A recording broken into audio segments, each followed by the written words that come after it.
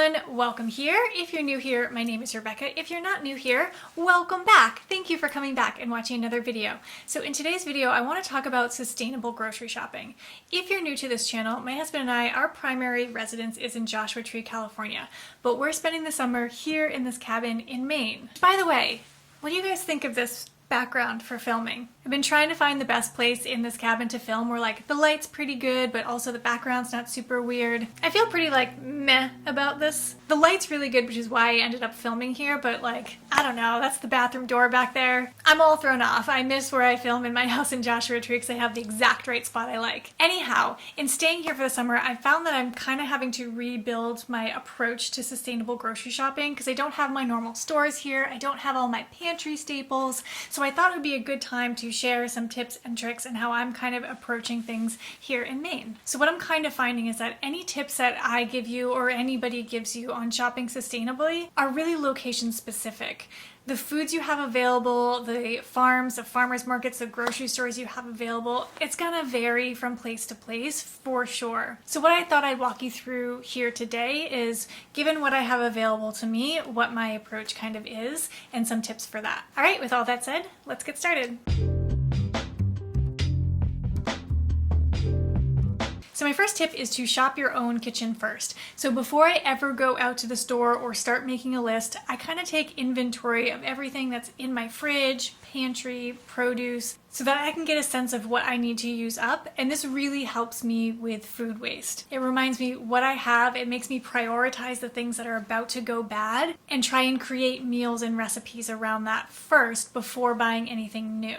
And in the end, it can help you save money because you're not buying more food than you actually need and using up everything that you have. All right, so my next tip does take a little bit of time and effort and is sort of location specific, but I do find myself doing this both in Joshua Tree and here in Maine, and that's to have a shopping hierarchy. Here's what I mean by that. My favorite place, and I think the most sustainable place to grocery shop, is directly from your local farm or even a farmer's market.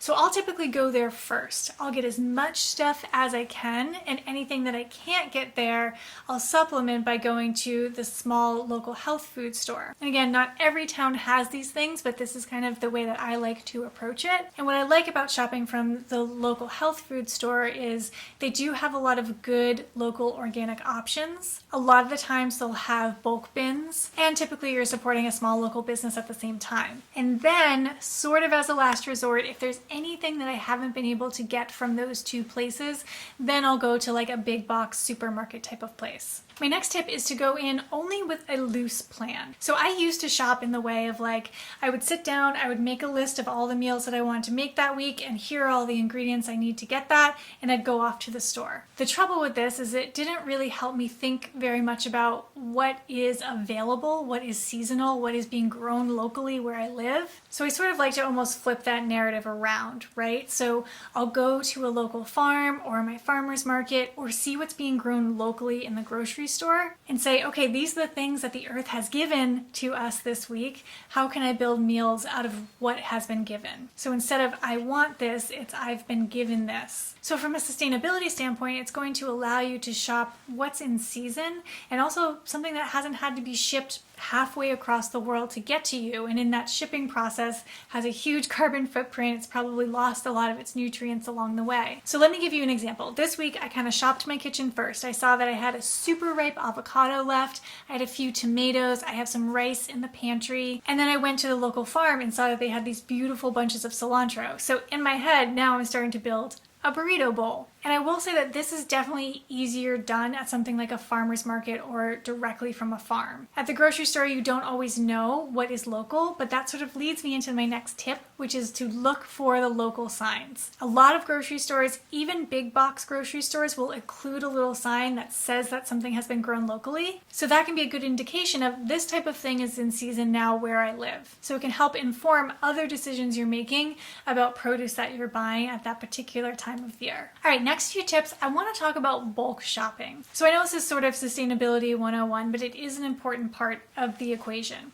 So if you have bulk bins available to you, a couple tips. The first, if at all possible, bring your own bag with you. So I like to use some sort of like cotton or linen bag. It depends on where you are, whether or not you're allowed to bring your own container right now with everything that's happening with COVID. But if you can, that's obviously best. It allows you to reuse it and wash it sort of an infinite amount of times. And the other thing you can do is bring some sort of glass jar or your own container. If you are going to use something that has some weight to it, you'll want to know the tare weight. So the tare weight is the weight of the container by itself before you put anything inside. Because most bulk items are sold by weight, you'll want to know how much the actual food you're buying weighs versus how much the container weighs. So to figure this out, if you don't have your own kitchen scale, you can always give it to somebody who works at the grocery store that you're at and they'll weigh it for you. And then once you have your container and your tare weight, once you fill it up, a lot of the times there's like stickers or twist ties or things that you can put on the container that will have the PLU or the number that you'll need to give the person who's checking you out at the grocery store. Again, this sort of depends on the grocery store that you're in, but usually instead of using another object, another thing like a twist tie or something, I will just take a picture of the PLU or the entire label of what I'm buying and show that to the cashier when I check out instead of having to then use another thing to affix something to the container that you've brought. If you're unable to use your own container, a couple tips here.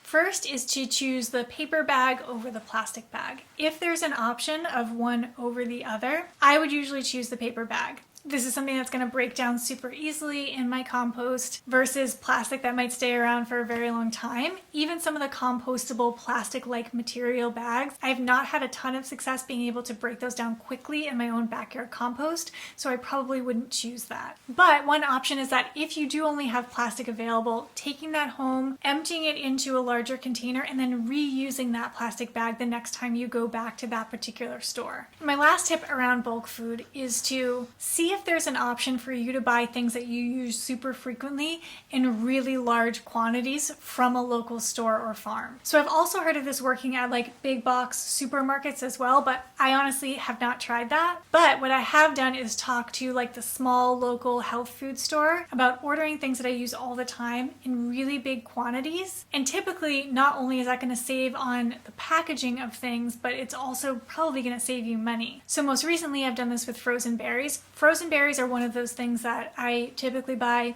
in plastic. They usually just come in those like resealable plastic freezer bags, and I wanted to figure out if there's a different way to do that. So I asked my local health food store, I was like, if I wanted to order like several pounds of frozen strawberries, is that something that you could order for me? And even here in Maine, the local health food store here, they have a sign up that says if you want something in bulk, just ask us and you get a discount. So it's always worth asking if there are those things that you know you just use a ton of. This could be good for something like oats or nuts or some sort of rice or grain as well. It's always worth just asking the question. I'm sorry about the noise, the neighbors just started mowing the lawn. No, I'm not letting you out there. You will chase that lawnmower. Don't give me that face. We don't have any lawnmowers in the desert, obviously. And so we came here. Gypsy was like, I'm super interested in these lawnmowers. And she will fully chase it. Do you want to join me for the last one? Last tip. All right, the last tip is to try and grow some of your own food. Even if it's just as simple as like a potted basil plant that you keep in your window, that's still going to save some packaging, some shipping, some manufacturing costs of having to buy that basil at the store. Oh, she's falling asleep here. A sleepy puppy. There she is. So if you can, try and grow some of your own food and just see how it goes. All right, that's it for today's video. Thank you so much for being here. Thank you to our guest host, Gypsy. If you haven't yet, please subscribe. Leave a comment down below. That helps my channel a lot. And we will see you next Tuesday. Bye, everyone. Do I like this? I don't know. Should we try the fireplace? Better. Oh no, that light sucks. Okay, going back. Feels weird filming in here. I feel very self-conscious. Yes. Okay, so more... Sleepy puppy. How's my hair? Let's do this again. Beat it out. Here we go. Gypsy says goodbye.